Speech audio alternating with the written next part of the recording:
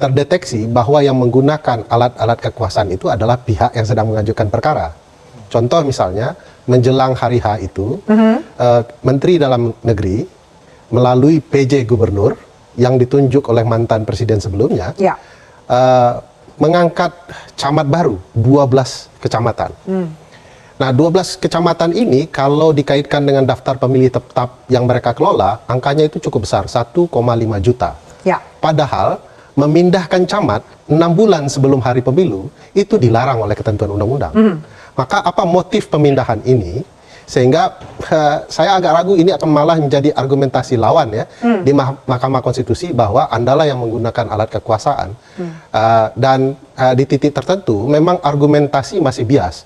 Saya dengar ada argumentasi akan menggabungkan suara sah dan tidak sah, dan itu kemudian menjadi argumen itu pasti totally wrong ya. Di Mahkamah Konstitusi itu akan dipermalukan menurut saya, karena Mahkamah Konstitusi sudah terang-menerang soal angka tersebut. Jadi jangan-jangan malah mengajukan itu nanti di mahkamah akan blunder sendiri. Tetapi saya tidak tahu ya, karena kan paman masih ada ya. Setelah 2 putarannya kan harus ada signifikan mengubah suara. Saya agak khawatir dengan isu soal 2 putaran itu. Kalau itu dibaca MK, bahwa pihak yang kalah hanya ingin mengejar 2 putaran, agar ada kesempatan untuk memenangkan pertarungan, di titik itu malah argumentasi 2 putaran menjadi argumentasi kecurangan. Dia tidak bisa. Kalau saya begini, Mas Adi, mohon maaf kalau nyari tahan dulu ya kan. Kalau kemudian jadi jangan sampai kemudian akan backfire, argumentasi targetnya adalah membawa Pilkada Jakarta ini menjadi 2 putaran. Itu malah jadi ada tendensi ke arah sana. MK tidak akan membahas soal penghitungan suara dalam perselisihan hasil pemilu ini kalau tidak akan mengubah hasil.